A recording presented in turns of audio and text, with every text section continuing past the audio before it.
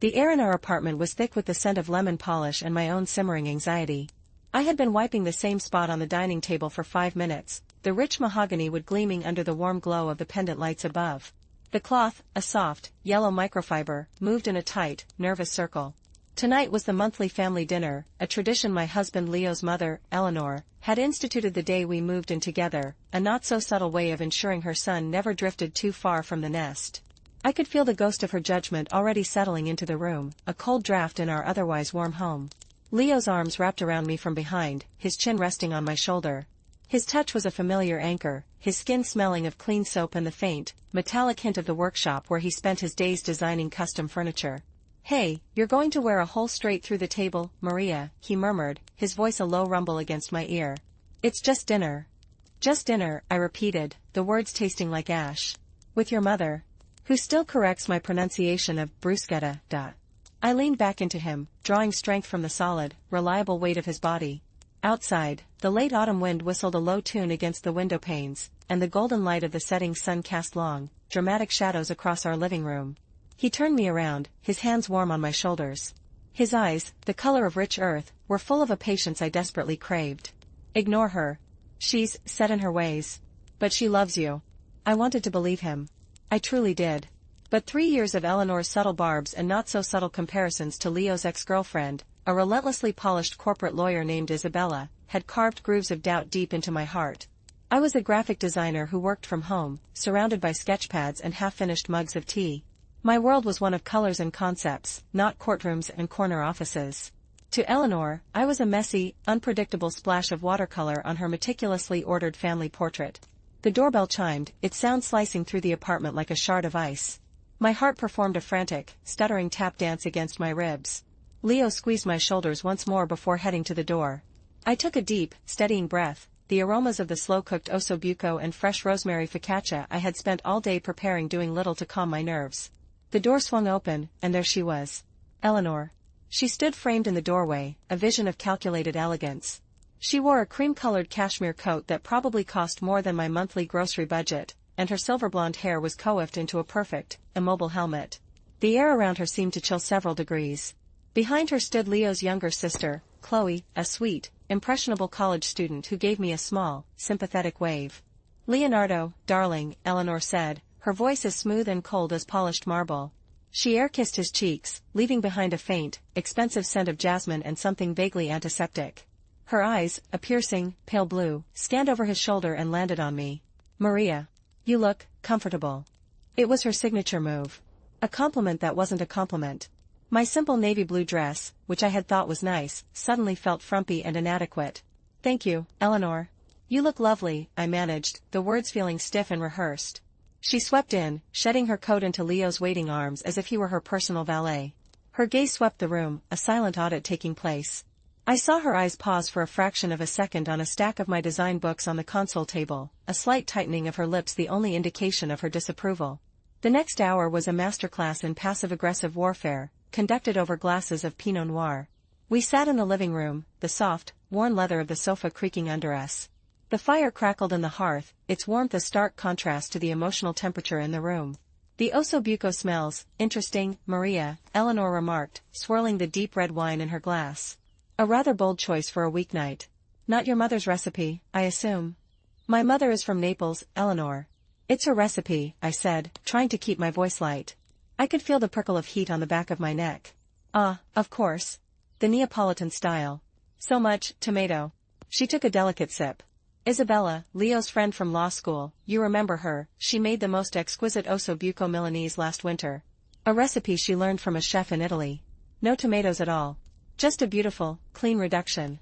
It was sublime." There it was. Isabella's name, dropped like a poison pellet into the conversation. Leo shifted uncomfortably in his armchair. "Mom, Maria's cooking is fantastic. Let's not compare." "I'm not comparing, darling. I'm merely appreciating different styles." She gave me a thin, bloodless smile. "It's so charming that you try so hard, Maria." "Really, it is." Chloe, bless her, tried to change the subject. "I love what you've done with the gallery wall, Maria. The new prints are beautiful. But the damage was done." I felt small and ridiculous, a child playing house in a world of adults. The savory, rich smell of the food from the kitchen now seemed cloying and heavy. I clutched my wine glass, the stem cool and slippery between my fingers, and prayed for the evening to end. The final blow came just as we were moving to the dining table. I had brought out the focaccia, golden and glistening with olive oil and rosemary, its warm, yeasty scent filling the air. Eleanor was discussing, at length, the virtues of a new financial advisor she had hired for the family. It's all about security, Leonardo, she was saying. A strong portfolio, diverse investments. It's what your father would have wanted. He worked so hard to build what we have. She paused, her eyes drifting to me, then back to Leo. It's so important to be with a partner who understands the value of that, who has their own, substantial contributions to make. A true partnership of assets and ambition. The implication hung in the air, thicker than the steam rising from the Osso Buco. I didn't come from money. My career was creative and, in her eyes, frivolous. I was a liability, not an asset. I was carrying the large, heavy earthenware dish from the counter to the table. My hands were trembling with a mixture of rage and hurt. As I passed behind Eleanor's chair, my foot caught on the edge of the Persian rug. It was just a slight stumble, but it was enough. The dish tipped. A great, glistening wave of rich, tomato-based sauce, tender veal shanks, and gremolata sloshed over the side and onto the pristine, cream-colored sleeve of Eleanor's blouse. Time stopped. A large, ugly crimson stain bloomed across the expensive silk, spreading rapidly. A piece of carrot clung to her cuff. The room fell silent, the only sound the frantic ticking of the grandfather clock and the wet, dripping sound of sauce hitting the floor. Eleanor looked down at her sleeve, her face a mask of utter, profound horror. She slowly, deliberately, lifted her eyes to mine. They were no longer cold, they were blazing with a triumphant, icy fire. "Maria," she said, her voice a whisper that cut deeper than a scream. "That was a very expensive blouse." I was stammering, my face burning with a mortification so complete I felt dizzy. "Eleanor, I am so sorry. It was an accident, my foot caught." "Of course it was an accident," she said, her tone implying the exact opposite. She carefully peeled the carrot from her sleeve and placed it on her bread plate, a gesture of fastidious disgust. "It always is with you, isn't it?" Leo was on his feet. "Mom, it was a mistake. Maria didn't mean it." "Didn't she?" Eleanor's gaze was locked on me. "It's just so convenient, isn't it? To ruin the one thing I specifically mentioned Isabella would never have been so clumsy to do." She stood up, holding her stained arm away from her body as if it were contaminated. "I think I need to use your restroom. To see if I can salvage what's left of this." She swept out of the room, the stain on her sleeve a glaring, accusatory badge of my incompetence. The dinner was ruined. The mood was shattered. I stood there, rooted to the spot, covered in the evidence of my own humiliation, feeling the weight of Leo's conflicted gaze and Chloe's pity. The wonderful meal I had labored over now smelled like failure and regret. The following week passed in a gray, muted haze. The vibrant colors of my design work seemed dull, and the comforting sounds of our apartment, the hum of the refrigerator, the distant traffic, felt like a constant, low-level reminder of my shame. The argument with Leo that night after his mother left had been quiet and tense, a cold war fought in whispers after we went to bed. "You can't let her get to you like this, Maria," he had pleaded, his back to me in the darkness. The space between us and the bed felt like a chasm. "It's not about letting her, Leo." She insinuated I spilled sauce on her on purpose. "Do you believe that?" My voice was tight, tears clogging my throat. "Of course I don't. But she's my mother. What do you want me to do?" "I want you to defend me." I had hissed into the pillow. "I want you to tell her that her comments about Isabella are unacceptable. I want you to be on my side." "I am on your side," he said, but the words sounded hollow, swallowed by the dark. "I just think we need to pick our battles." This felt like the only battle that mattered. The battle for my place in his life, in his family. The silence that settled after that was heavier than any shouted insult. So when Eleanor called, her voice saccharine sweet on the phone, to propose a peace-offering dinner at La Luna Nascente, the most exclusive and notoriously difficult to get into Italian restaurant in the city, my stomach twisted into a knot of dread. Leo, eager for any chance to smooth things over, accepted immediately before I could even form a protest. "See? She's trying," he said, his face bright with hope. "This is her way of making amends." I didn't believe it for a second. Eleanor didn't make amends, she laid traps. But I loved Leo, and I was desperate to believe in the possibility of a truce. I agreed to go. The night of the dinner, I dressed with a sense of grim determination. I chose a simple, elegant black dress, one that even Eleanor would find hard to criticize. The fabric was soft and cool against my skin. Leo wore a navy suit, and he looked so handsome, so hopeful, that my heart ached. He held my hand in the taxi, his thumb stroking my knuckles, but the gesture felt more like a plea than a comfort. La Luna Nascente was everything I feared it would be. The air was thick with the scent of old money, truffle oil, and whispered conversations. Crystal chandeliers hung from a vaulted ceiling, their light glinting off polished silver and starched white tablecloths. The murmur of the well-heeled clientele was a low, respectful hum, and the clink of fine china was as precise as a metronome. It was Eleanor's natural habitat, a world away from the warm, slightly cluttered comfort of our own dining room. She was already seated at the table, a prime spot in the center of the room where she could see and be seen. She looked regal in a deep emerald green dress, her recovered composure absolute. Chloe was there, too, looking nervous, her eyes darting between her mother and us as we approached. And then my blood ran cold. Seated next to Eleanor was Isabella. She was, of course, flawless. Her blonde hair was sleek and sharp, falling in a perfect sheet to her shoulders. She wore a tailored cream-colored suit that screamed power and expense. She offered a small, condescending smile as we sat down. "Leonardo, Maria, so lovely to see you," Eleanor said, her voice dripping with false warmth. "You remember Isabella? I ran into her at the club and simply had to invite her. I knew she'd appreciate the wine list here. She's quite the connoisseur." Isabella extended a perfectly manicured hand. "Leo, Maria. It's been too long." Her handshake was firm and brief. Her perfume was a complex, spicy scent that seemed to aggressively claim the air around her. The meal was a torturous pantomime of civility. The waiter, a young man with a kind, tired face and the name Luca embroidered on his immaculate white apron, took our orders with a quiet efficiency. Eleanor and Isabella dominated the conversation, discussing vineyard soil composition, a recent high-profile merger, and the inadequacies of various interior designers with a casual, shared authority that excluded me completely. I felt like a ghost at the table, my presence barely acknowledged. I tried to engage Chloe, but she seemed cowed by her mother's dominating presence. Leo was trying his best to bridge the gap, but his attempts felt forced and clumsy next to their polished repartee. Then, as the main courses were cleared, my branzino lay half-eaten, a testament to my churning stomach, Eleanor leaned forward, her expression shifting to one of conspiratorial concern. "Maria, darling," she began, her voice low and laden with false sympathy. "There's something I've been meaning to discuss with you. As a family." I stiffened, my fingers tightening around the stem of my water glass. The cool, smooth crystal was the only real thing in a room that was beginning to feel like a funhouse mirror. "Oh? It's about your business," she said, letting the word hang in the air, imbuing it with a sense of childish hobby. "The graphic design. I was speaking with a friend of mine, a gallery owner, and he was telling me how saturated the market is for that sort of thing. So many young people with laptops, thinking they're artists." Isabella nodded sagely, taking a sip of her Barolo. "It's a very competitive field. Without a strong business acumen, it's easy to get lost in the noise." "I'm doing just fine, thank you," I said, my voice tighter than I intended. "Are you, though?" Eleanor's eyes were wide with feigned innocence. "Leo mentioned you've been a bit stressed about cash flow lately. And with the hours you keep, working from home all alone, well, it can't be good for your mental state. It's no wonder you've been so fragile." The air left my lungs. Leo had told her that? We had one conversation about a client who was late on a payment, a normal freelance worry. He had shared my private concern with her, and she was now weaponizing it. "Mom, that was a private conversation," Leo said, his cheeks flushing with color. "I'm his mother, Leonardo. We don't have private conversations. We're family." She turned her laser focus back to me. "My point is, I think I have a solution. A position has opened up at Isabella's firm. A junior paralegal role. It's stable, it has benefits, and it would offer you a real career path. Isabella has graciously agreed to consider you." The audacity of it was breathtaking. She wasn't just criticizing me, she was trying to dismantle my life and rebuild it in an image she approved of. A junior paralegal. Working under Isabella. It was a humiliation so profound I could barely form words.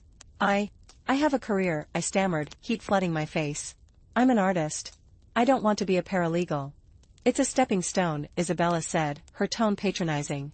"We all have to start somewhere, Maria. Not everyone can be the star of the show right away." Tears of rage and humiliation pricked at my eyes. I looked at Leo, pleading with him silently to say something, to do something, to stop this. But he just looked down at his plate, his jaw clenched, a prisoner of his own conflict. Eleanor saw my distress and pounced, her voice dropping to a venomous whisper meant only for me, though it carried in the hushed room. "You see? This is what I'm talking about. This emotional volatility. This is exactly the kind of behavior that makes me worry about you. First the incident with the blouse, and now this. It's not normal, Maria. We're all just concerned for you. We think you might need help." The final word was delivered with a surgical precision. "Help." She was painting me as unstable, framing my entirely justifiable anger as a symptom of some deeper mental illness. I felt the walls of the restaurant closing in on me, the elegant diners transforming into a blur of judgmental faces. I was being publicly diagnosed and dismissed in one fell swoop. I was losing. I was going to shatter right there in the middle of La Luna Nascente, and she would have won. Just as I felt the first hot tear escape and trace a path down my cheek, a calm, steady voice interrupted the onslaught. "Excusez-moi, signora." It was Luca, our waiter. He stood beside the table, his posture erect, his face a careful, neutral mask. In his hands, he held not a dessert menu, but a smartphone. His presence was an unexpected intrusion, a crack in the perfect, oppressive reality Eleanor had constructed. Eleanor looked up, her expression one of irritated impatience. "Yes? We're in the middle of a conversation. Can this wait?" "I am afraid it cannot," Luca said, his voice quiet but carrying a surprising authority. He had been a ghost, a silent facilitator of the evening, but now he was solid, real, and his eyes held a glint of something hard. He had been watching, I realized. He had seen everything. He looked directly at me, his gaze filled with a profound and unexpected kindness. Then he turned to Leo. "Signore, my name is Luca. I have been your waiter this evening. I could not help but overhear the conversation at your table. The things that have been said to your wife, they are not right." A stunned silence fell over the table. Isabella looked affronted. Chloe's eyes were wide with shock. Eleanor's face was a frozen mask of outrage. "How dare you?" she hissed. "This is unconscionable. I will have your job for this. I know the owner." Luca did not flinch. He simply held up his phone. "I do not think you will, signora. You see, in this restaurant, we have a very strict policy. Due to the valuable nature of the artwork on the walls and the clientele we serve, the main dining room is monitored by discreet, high-definition security cameras. For safety and insurance purposes, you understand." He tapped the screen of his phone. "The camera for this section of the room also records audio. It is a detail mentioned in the small print of the reservation confirmation. For quality assurance." My heart was hammering so loudly I was sure everyone at the surrounding tables could hear it. The entire restaurant had gone quiet, every ear subtly tuned to our drama. "What is the meaning of this?" Leo asked, his voice a mixture of confusion and dawning hope.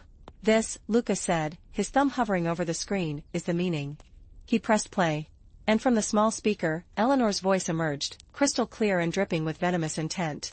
It was her voice, but stripped of its social mask, sounding even colder and more calculating in the digital recording. Asterisk, "It's not normal, Maria. We're all just concerned for you. We think you might need help." Asterisk. He paused the recording. The silence in the wake of her own words was deafening. Eleanor had gone pale, a stark white against the emerald of her dress. But Luca wasn't finished. "That is from just now. But there is more."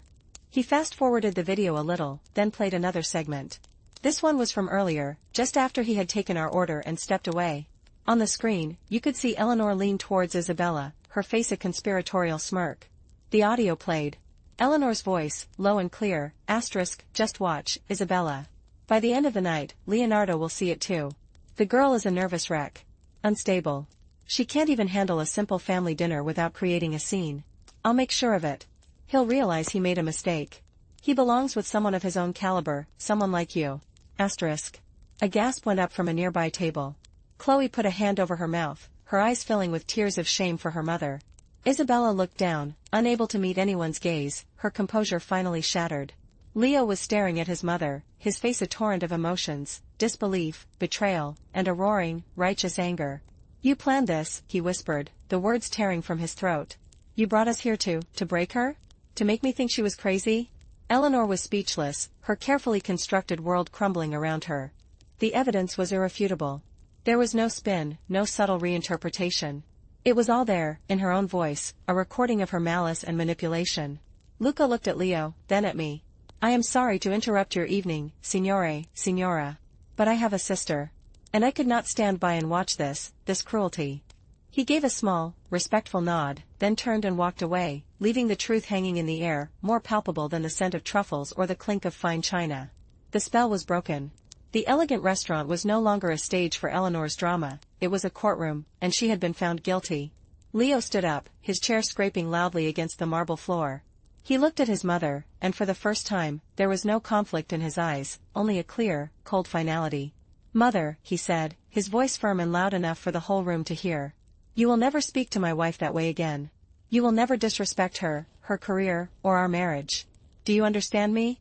Eleanor opened her mouth, but no sound came out. Leo turned to me, his eyes full of a pain and a love so deep it made my breath catch. He held out his hand. Maria. Let's go home. I placed my hand in his, my own trembling fingers steadied by his strong, sure grip.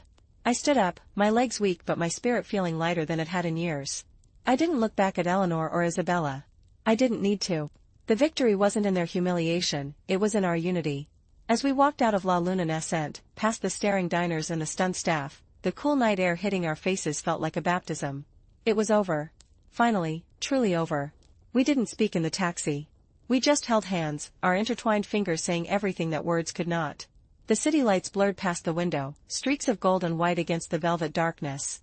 The weight that had been crushing my chest for 3 years had vanished, leaving behind a vast, expansive sense of peace. When we got home, the familiar scent of our apartment, lemon polish, old books, us, welcomed us like a warm embrace. Leo closed the door and leaned against it, pulling me into his arms. He held me for a long time, his face buried in my hair. I am so sorry, Maria, he whispered, his voice thick with emotion. I am so sorry I didn't see it. I am sorry I didn't protect you. I was blind. I looked up at him, cupping his face in my hands. You see me now, I said softly. That's all that matters. And he did. The fog of filial duty had lifted, and in his eyes, I saw only me. Not the messy, inadequate girl his mother saw, but the woman he loved. His partner. The fallout was swift and absolute. Leo called his mother the next day and told her that until she could offer me a genuine, unqualified apology, she was not welcome in our home. Chloe, empowered by the truth, began to distance herself from her mother's toxic influence and started visiting us on her own, our relationship blossoming without Eleanor's shadow. I never saw Luca again, but I sent a generous gift card to the restaurant addressed to him, with a simple note, "Thank you for your courage. You gave us our truth." I heard through the grapevine that the owner, far from firing him, commended him for his integrity, though he was reassigned to a less eventful section of the restaurant. The video never went public. Leo and I decided that some battles are won in quiet dignity, not public spectacle. The memory of Eleanor's face, frozen in exposed horror in that restaurant, was vengeance enough. Weeks later, on a cold, clear night, I was working late at my drafting table, bathed in the warm pool of light from my desk lamp. The scent of my charcoal pencils and the feel of the thick, textured paper under my hands was a meditation. I was lost in a new design, a series of patterns inspired by the intricate, unbreakable bonds of family, both the one you're born into and the one you choose. Leo came up behind me, resting his hands on my shoulders. He looked at the drawing, a complex, beautiful weave of lines that held together despite the tensions within the pattern. "It's beautiful," he said, his voice full of quiet awe. I leaned my head back against him, smiling. "It's strong," I replied. And it was. We were strong. The conflict had not broken us, it had forged us, tempering our love in the fire of truth. The dinner had been a disaster, but from its ruins, we had built something new, something unshakable. A marriage that was finally, and completely, our own.